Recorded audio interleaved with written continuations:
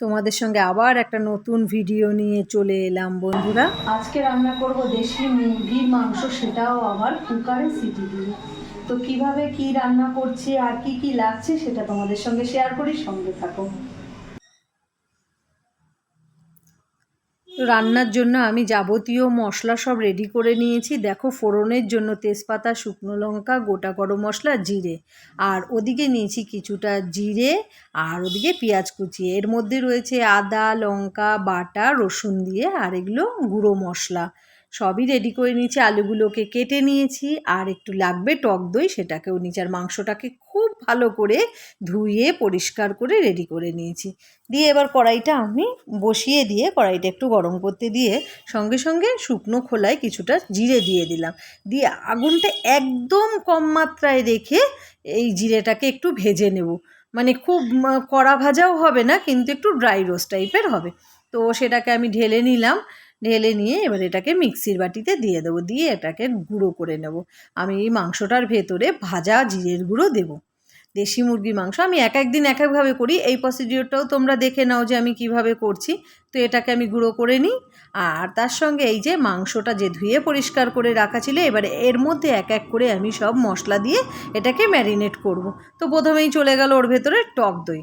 টক দইটা পরিমাণ মতন দেবে। আমার এখানে মাংস ছিল প্রায় 1 কেজি। তো সেইখানে আমি 1.5 চামচ মতন টক দই দিলাম। বেশি দিলে না টক হয়ে যায়, আমাদের বাড়িতে আবার টকটা বেশি একটা খায় না। আর টমেটোটা দিতে পারবো না তোমাদেরকে, আগেই আমি ভিডিওতে বলেছিলাম যে আমার মেয়ের থাইরয়েড আছে। এবার আমি এক এক করে সব গুঁড়ো মশলাগুলো দিলাম, আর এদিকে আদা রসুন কাঁচা লঙ্কার পেস্টটাও দিয়ে দিলাম।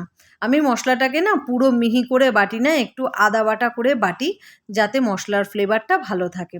তার সঙ্গে পরিমাণ মতন লবণও দিয়ে দিলাম। দেখো, লবণটা যতটা লাগবে, যে যেরকম লবণ খাও সেই বুঝেই লবণ দেবে, কিন্তু আমি বারবার বলে দিই। আর তার সঙ্গে একটু কাঁচা তেল নিয়ে নিলাম, তেলটাও দিয়ে ভালো করে মাখিয়ে নেব।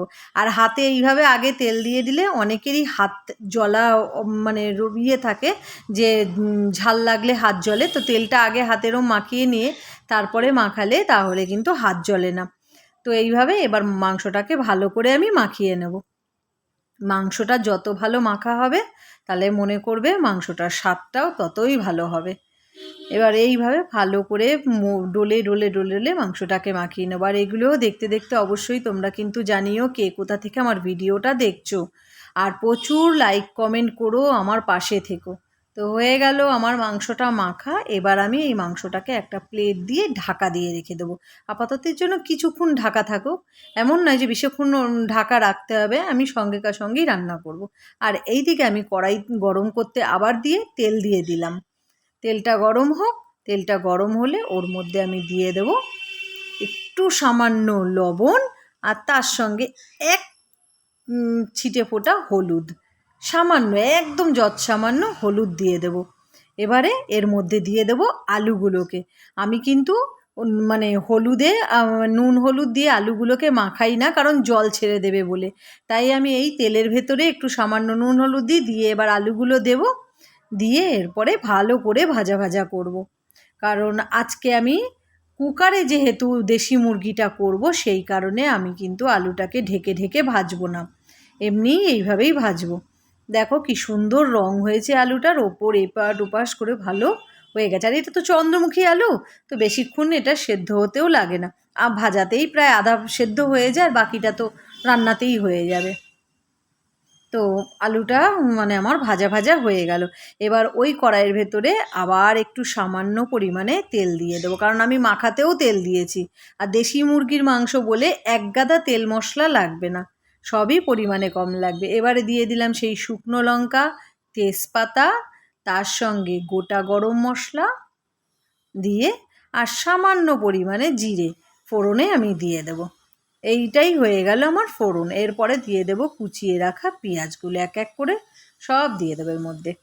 দেখো, কড়াইটা আগুনটা একটু বাড়িয়েছিলাম, তার জন্য দেখো সব মশলাগুলো দাও দাও করছে। ওই জন্য আমি সব সময় আগুনটা কমিয়ে দিই। আসলে কি বলো তো, বাইরে প্রচণ্ড হাওয়া বইছে, একবার করে গ্যাসটাকে বাড়াতে হচ্ছে, একবার করে কমাতে হচ্ছে, যার কারণে এই অবস্থা। কি করব বলো, এই তো ওয়েদার, তার মধ্যে এত হাওয়া হচ্ছে। আর একদম গ্যাসের পাশেই আমার মানে জানলাটা, যার কারণে হাওয়াটা পুরো ডাইরেক্ট আসে। তো দেখতেই পাও মাঝে মধ্যে তোমরা যে আমি সাইডে জানলার ধারে একটু গামছাটাও দিয়ে রাখি যাতে ওখানটায় হাওয়াটা না আসে। এবারে আমি একটু হালকা করে পেঁয়াজটা ভেজে নিলাম, এপিট ওপিট, খুব বেশি ভাজার দরকার নেই, হালকা করে ভেজে নিয়ে এবার ওর মধ্যে দিয়ে দিলাম মাংসগুলোকে।